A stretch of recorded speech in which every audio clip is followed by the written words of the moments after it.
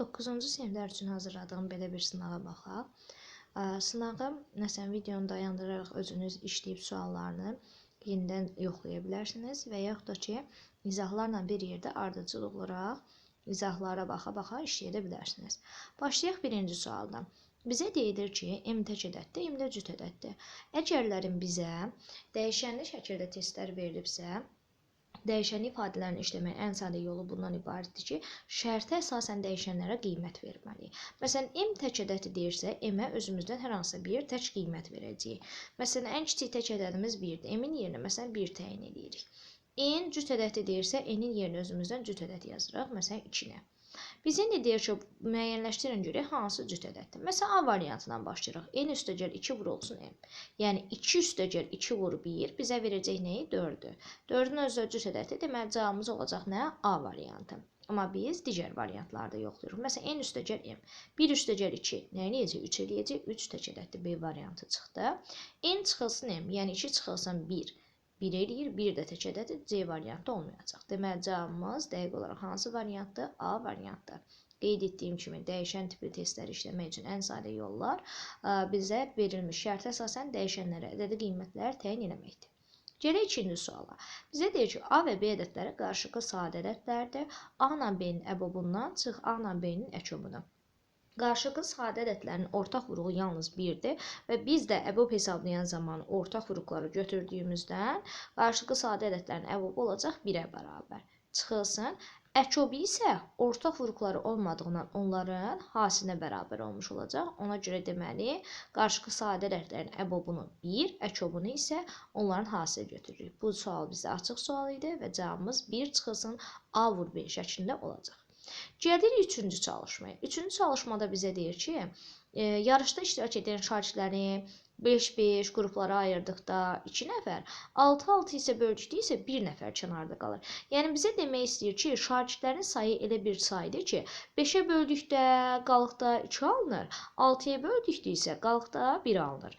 Deməli, şagirdlərin sayını biz hər hansı bir A ədədi ilə işarə etsək, A bərabər olacaq. 5-ə böldükdə 2 alınan ədədi biz 5 vurulsun x üstəgəl 2 kimi yazırıq. 6-ya böldükdə 1 alınan ədədi isə, məsələn, 6 vurulsun n üstəgəl 1 şəklində yazırıq. Mən indi burada əslində hesablayan zamanı əkobdan istifadə etməliyəm. Amma mən baxıram ki, 5 vur x üstəgəl 2-dir və 6 vurulsun n üstəgəl 1-dir. Yəni, burada 6 vurğu təkcə n-ə, 5 vurğu təkcə x-ə aiddir də. Mənə lazımdır ki, hər ikisində 5 vurğu və yaxud hər ikisində 6 vurğu olsun ki, mən 5 ilə 6-ya əkob hesablaya bilim. Ona görə də çalışmalıyam ki, burada 5-i və yaxud da 6-nı ortaq vuruq kimi çıxardım. Bunun üçün isə biz ifadələrə hər hansı bir ədədi əlavə eləyə və ya da çıxa bilərik. Ona görə də burada ortaq vuruğu çıxartmaq üçün mən məsələn hər tərəfdən 7 çıxa bilərəm. Məsələn, hər tərəfdən 7 çıxsaq, olacaq A çıxılsın 7 bərabərdir nəyə? 5x üstəgəl 2-dən 7-ni çıxanda qalacaq 5x olduğu kimi, 2-dən amma 7-ni çıxanda nə qalacaq? Çıx, yəni mənfi 5 qalacaq. Digər tərəfdən bu ifadələrin isə 7-ni çıxdıqda 6n olduğu kimi qalacaq, 1-dən isə 7-ni çıxdıqda nə qalacaq? 6 qalacaq. Deməli, A çıxılsın 7 nəyə bərabərdir? 5x çıxılsın 5 bərabərdir. 6n çıxılsın 6 şəklində. Baxıram ki, burada hər ikisində ortaq vuruq 5-dir. Burada isə hər ikisində ortaq vuruq nədir? 6-dır. Onda mən ifadəmi bu cür yaza bilərəm ki, A bərabərdir. A çıxılsın 7 bərabərdir. 5 vurulsun x çıxılsın 1. O da bərabər nəyə? 6 vurulsun, n çıxılsın 1-ə. Artıq mən 5 ilə 6-ya əkob hesablaya bilərəm ki, nəyə bərabər olacaq? 30-a bərabər olacaq. Deməli, A çıxılsın 7, yəni nəyə bərabərdir? 30k-yə bərabərdir. Çünki ola bilər ki, ixtisar gedib də bu cür ifadə qalbdır. Deməli, A nəyə bərabər olacaq? 30k üstəgəl 7-yə bərabərdir. Bax, şərti bir də gedirik. Baxırıq ki, A çıx 7 həm 5-in hər hansı bir vurğu asilinə bərabərdir, həm də 6-nın hər hansı bir vurğu asilinə bərabərdir. Deməli, həm 5-ə, həm də 6-ya bölünən ən kiçik ədədimi tapdım 30. Amma ola bilər ki, müəyyən ixtisarlar gedə bilər deyə bunu 30k yazdım. Və çıx 7 var deyə A-nı tapan zaman A oldu 30k üstəgəl 7 şəklində. Bizə deyir indi, bunu ödəyən 3 rəqəmli ədəd hansı ola bilər? Variantlarda baxıram ki, A-da 37, B-də 74-dür. Təbii ki, də bunlar 2 rəqəmli ədədlərdir deyə ödəmir. C və D variantlarına baxaq. Məsələn, 30 vurulsun 1, üstəgəl 7, 37 edir. Bu oldu bizdə 2 rəqəmli ədəd, amma bizə 3 rəqəmli ədəd lazımdır. Məsələn 3 qoyduqda 90 üstəgəl 7 97 edir, bu da ödənmir. Amma məsələn 30-un biz yerinə tutaq ki, məsələn hər hansısa bir tam ədədi yazsaq, məsələn 4-ü yazsaq, olacaq deməli neçə? 120. Üstünə 7 gəldikdə bizə nəyi verəcək? 127 şəklində ədədi vermiş olacaq. Deməli, biz belə nəticəyə gəlirik ki, bizə verilmiş məsələnin şərtini ödəyən ədədimiz hansıdır? 127-dir. Doğrudan da 127-ni 5-ə böldükdə qalıqda 2, 6-ya böldükdə isə qalıqda nə qalmış olur? 1 qalmış olur. Deməli, bu şərti ödəyən bizdə 3 rəqəmli ədəd hansı ola bilər? 127 ədədi ola bilər ki, o da bizdə variantlarda heç birində verilmir. C variantında 121-dir, D variantında 101 şəklindədir. Deməli, bizim variantımız olacaq, cavab variantımız olacaq nə? 127 şəklində. Keçək onda 3-cü sualı da tam dediyimizə görə 4-cü suala. 4-cü sualı indi şərtində bizə verib ki, A ədədi B ədədindən böyükdür, B ədədi C ədədindən böyüksə, bizdə 1 böl A, 1 böl B və 1 böl C-ni müqayisə eləyin deyir. Əgərlərin biz müqayisə aparırıqsa, müqayisə aparan zamanı demişik ki, sürətləri bərabər olan kəsirlərdən məxrəci kiçik olan daha böyük olur.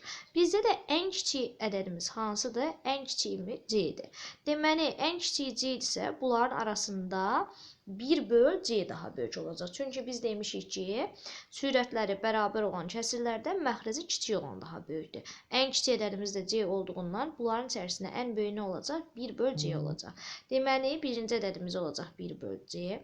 Sonra növbəti ədədimiz 1 böl B olacaq. Sonra isə növbəti ədədimiz nə olacaq? 1 böl A olacaq. Deməli, qaydanı bu cür qeyd edirik ki, sürətləri bərabər olan kəsirlərdən məxrəci kiçik olan daha böyükdür.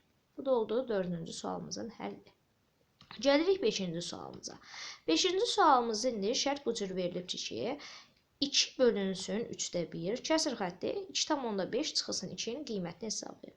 Birincisi 2 bölünsün 3də 1-i hesablasaq, biz demişik ki, bölmə əməlini biz vurma əməlinə necə gətiririk? Birinci ədədimiz olduğu kimi qalır.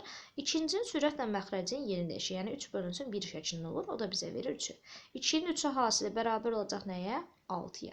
Deməli, sürətimizin qiyməti oldu 6. Keçirik məxrəcə. 2,5-dən 2-ni çıxana bizə nəyə qalacaq? 0,5 qalacaq. Deməli, biz də etməliyik? 6-nı bölməliyik 0,5-ə. Çünki biz demişik ki, kəsir xətt təmsil nəyi göstərir? Bölməni göstərir. Biz də 0,5-i əgər onluq kəsirlə işləmək bizə çətindirsə, adi kəsir kimi yazaraq 10,5 şəklində. Bölməni yenə vurmaya çevirəcəyik. Alacaq 6 vurulsun. 5-də 10 şəklində. Onsuz da 10-u 5-ə böldükdə 2 eləyir. 6-nı 2-yə vurduqda olacaq cavabımız nə? 12-yə bərabər şəkildə. Deməli, 5-ci sualın da cavabı nə olacaq? 12-yə bərabər olmuş olacaq.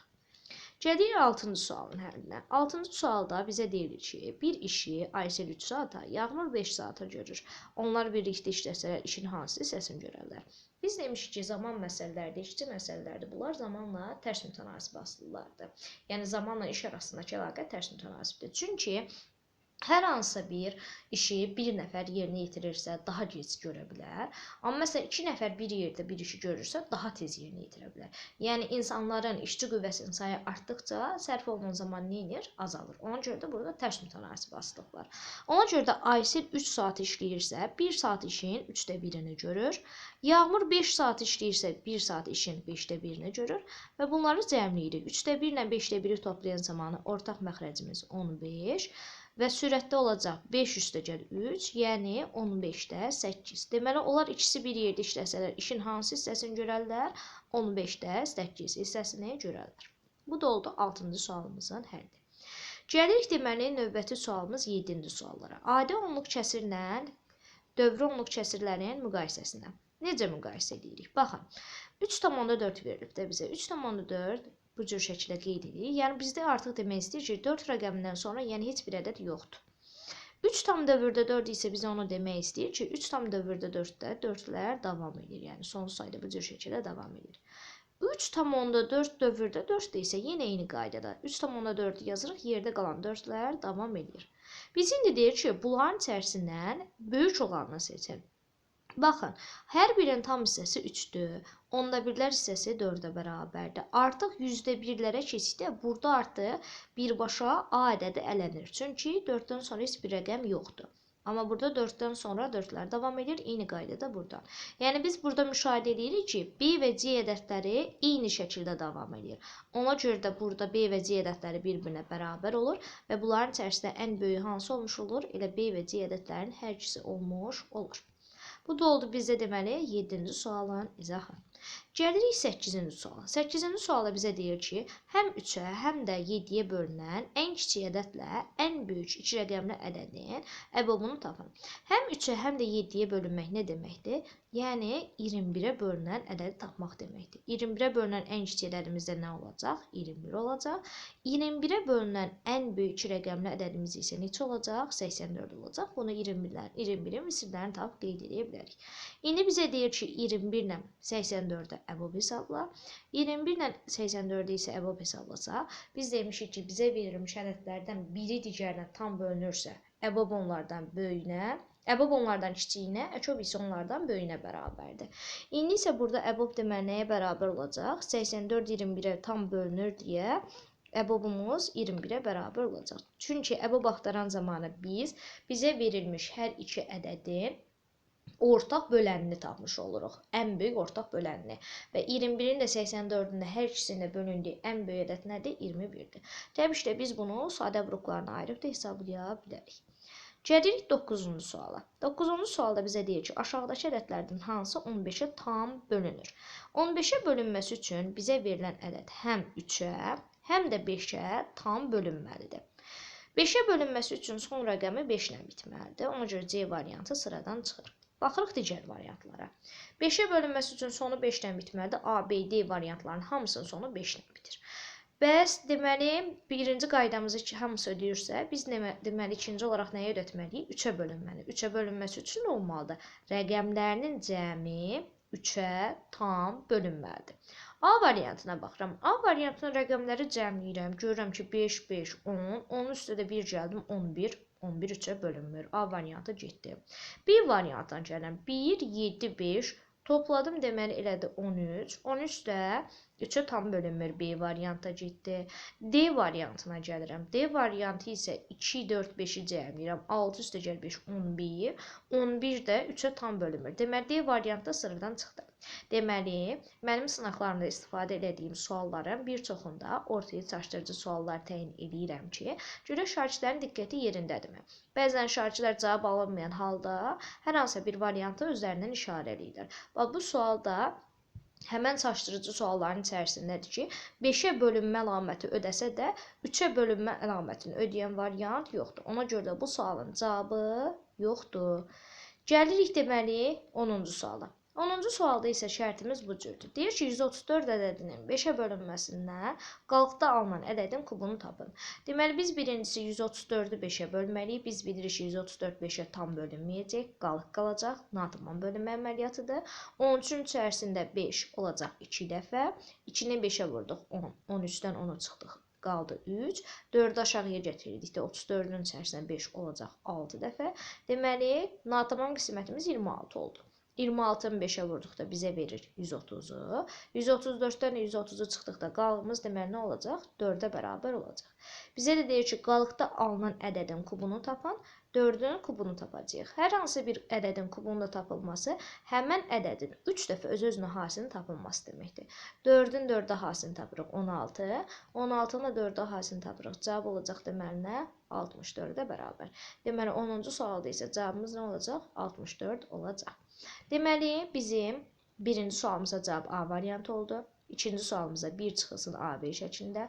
Üçüncü sualımıza cavab 127 şəklində oldu ki, hansı ki, burada üçüncü sualdan 9-cu sualı çaşdırmaq üçün qoyulmuşdur ki, şagirdlər əlavə olaraq özlərindən gedişatları eləyib, əlavə cavabı 3-cü sualda təyin edə bilirlərmi və 9-cu sualda variantın olmadığını təyin edə bilirlərmi? Qaldıqda 4-cü suala. 4-cü sualda dedik ki, 1 böl C 1 böl B-dən, o da 1 böl A-dan böyükdür. 5-ci sualda cavabımız oldu A variantı. 6-cı sualda 15-də 8, 7-ci sualda D variantı, 8-ci sualda 21 və 10-cu sualda isə cavabımız 64-ə bərabər oldu. Bu sınağı işləyən hər kəs nəticəsini yorumlarda qeyd eləyər. Böyük ehtimal ki, 3-cü və 9-cu suallarda cavab versiyası yoxdur deyə uyğun variantlardan cavabları təyin edən şagirdlər olub ki, onlara da tövsiyəm bu cür şəkildə suallarda diqqətli olmaqdır ki, imtahanda sizin diqqətinizi yoxlamaq üçün bir çox bu cür şəkildə suallar təyin olunur. Bəzi hallarda ola bilər ki, imtahanda da hər hansı bir sualın variantı olmaya bilər. Ona görə də diqqətli olun ki, bu cür tipli sualların qeyd olunmasının səbəbi bundan ibarətdir ki, siz diqqətinizi tam suallara yönəldə biləsiniz və necə ki, bu cür sınaqları işləsəz, diqqətlərinizi tam toplasaz, artıq qəbul imtahanında işləyən zamanı və yaxud da buraxılış imtahanında işləyən zamanı imtahanda tam diqqətli işləyib, tam sərbəst şəkildə nəticə göstərəsiniz.